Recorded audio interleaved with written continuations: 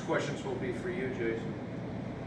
Before installing the newly elected officers of the Department of Nebraska, I wish to make certain inquiries. Have you the charter of the Department of Nebraska in its proper place? Yes, sir. Have the dues of the newly elected officers been paid, and have the annual dues for each of them been forwarded to their proper offices? Yes, sir. Have each of the incoming officers been duly and properly elected or appointed? Yes, sir. Thanks for reporting and putting them in their place, Sergeant at Arms. Good job. All over.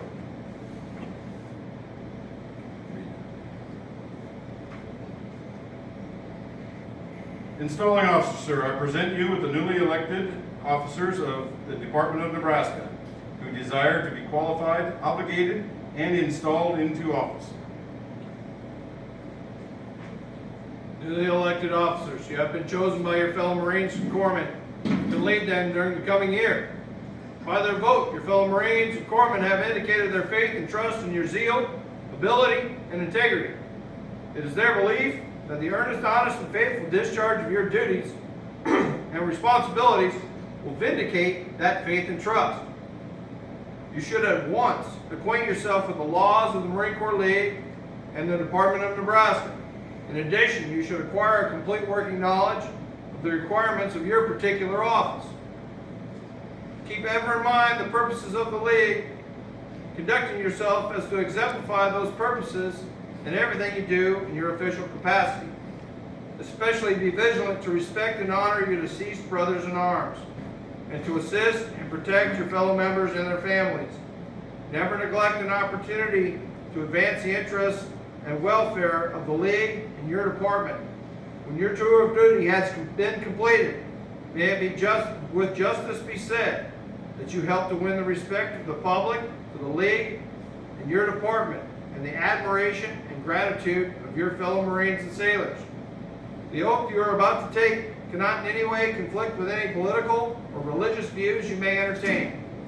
In view of this assertion, and considering what you have heretofore heard, are you willing to accept the oath of office? If so, answer, I am. I am.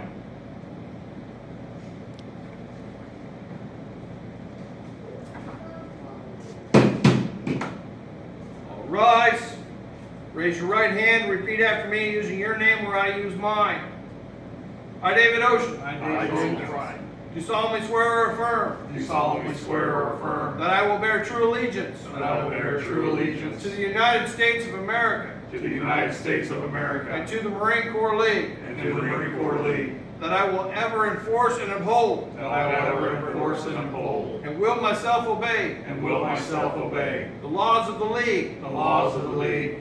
I shall ever bear in mind I shall ever bear in mind the purposes for which the purposes for which and the principles upon which and the principles upon which the Marine Corps League the Marine Corps League and the Department of Nebraska and the Department of were Nebraska founded. were founded. I will subordinate myself I will subordinate to myself the best interest to the best interest of my fellow Marines and sailors of my fellow Marines and sailors and the Marine Corps League, and the Marine Corps League, and will never personally benefit and will never personally benefit at the expense of the League at the expense of the League or my department or my in department the slightest degree. in the slightest degree. At the termination At the termination of my tour of duty, of my tour of duty, I will surrender my office I will surrender my office to my duly elected to my duly elected or appointed successor, or appointed successor, accounting for any property accounting for any property that may have been entrusted that may have been entrusted to my care or custody. to my care or custody. All this I solemnly swear or affirm, All this I solemnly swear or affirm,